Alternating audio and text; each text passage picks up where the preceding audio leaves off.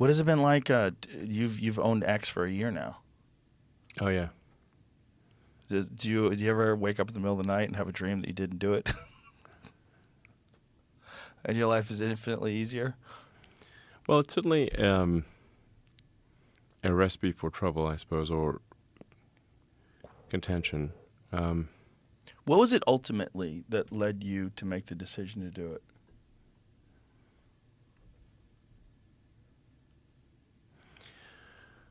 I mean, this is going to sound somewhat melodramatic, but I was worried about that it was having a corrosive effect on civilization. That it was just having a bad impact, and I think part of it is that it's where it was located, which is downtown San Francisco. And while I think San Francisco is a beautiful city, and we should really fight hard to kind of right the ship of San Francisco, if you've walked around downtown San Francisco, right near the FK Twitter headquarters, it's a zombie apocalypse. I mean, it's rough. Have you been in that area? Not lately. No. Yeah. I've heard. It's crazy. I've heard it's crazy. I've heard you really can't believe it until you actually go there. You can't believe it until you go there. So now you have to say, well, what philosophy led to that outcome? And that philosophy was being piped to Earth. So, a philosophy that would be ordinarily quite niche and geographically constrained, so that the fallout area would be limited, was effectively given an information weapon, information technology weapon to propagate what is essentially a mind virus to the rest of Earth. And the outcome of that mind virus is very clear if you walk around the streets of downtown San Francisco. It is the end of civilization. And it's not just propagating the mind virus, but suppressing any opposing viewpoints. Yes. Well, in order for the virus to propagate, it must suppress opposing viewpoints. So. Because it doesn't stand up to scrutiny. Correct. Yeah. I mean, you've felt the virus. Yeah. Yeah. People will try to cancel you so many times. Yeah, it's fascinating. Yeah. I don't think you're melodramatic at all. I think it's I mean, I don't want to be melodramatic, but it's almost like a death cult. It's a death cult. No, that is exactly right. It's essentially the extinctionists. Like, it's in the limit. It is that they're propagating the extinction of humanity and civilization. And there's some people who are like most of the time it's implicit. They don't but sometimes it's explicit. Like, there was a guy on the front page of the New York Times who literally has the thing called the Extinctionist Movement, and he was quoted on the front page of the New York Times as saying, "There are 8 billion people in the world, but it would be better if there were none." Ooh. And I'm like, well, buddy, you can start with yourself. Yeah. Does he have friends? That's what always fascinates me. Well, here he is. That guy. Well, he looks like he's not long for this earth. I mean, he's not Voluntary young. human extinction movement. That's hilarious. I'd like to party with that dude. I would Okay. just like to That's yeah. that's an explicit version of the death cult. Yeah, maybe The live extinctionist long cult. and die out. It's not.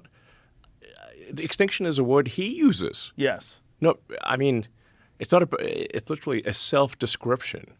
Did they cover that him death cult glowingly? was in charge of social media. Yeah. And still largely is at Google and Facebook, by the way. Yeah. So Yeah. I'm like, I'm not in favor of human extinction. They are, and they can go to hell. Well, that guy is. Yeah, he can go to hell. That guy seems silly. I well, would like to hang it's- out with him, though. I would like to find out what makes him tick. I bet that guy is fascinating. Well, If you get him alone for a few days, I mean, and I'm in dig favor of. I mean, I'm pro-environment, but the in the limit, if you take environmentalism to an extreme, you start to view humanity as a plague on the surface of the earth, like a mold or something. Right. But this is actually false. The Earth could take probably 10 times the current civilization. The population you could 10x the population without destroying the rainforest. So the environmental movement, and I'm an environmentalist, has gone too far. they've gone way too far. If you start thinking that humans are bad, then the natural conclusion is humans should die out.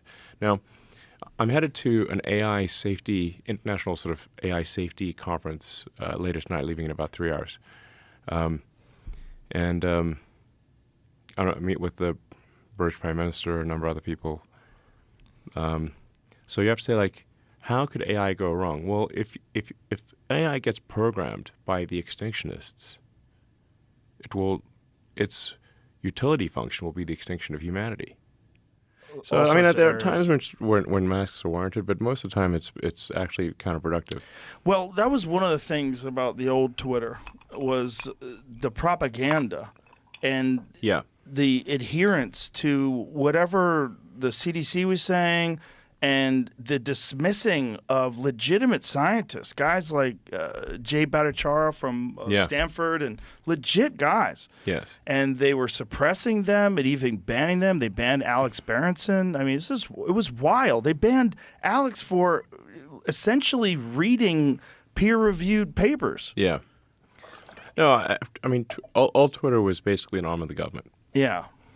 So was that shocking? Like, what was that like? Because that, to me, that was the most bizarre, was the Twitter files. When you let Schellenberger and Matt Taibbi and all those guys get in the Twitter, and the response where Matt Taibbi gets audited. I mean, which is just wild. I mean, just so blatant and so in your face. Yeah, it's weird. No, I mean, the degree to which, and by the way, Jack didn't really know this, but the degree to which Twitter was simply an arm of the government was not well understood by the public, and it was whatever the official government. I mean, it was like Pravda, basically. A state publication is the way to think of old Twitter. It's a state publication.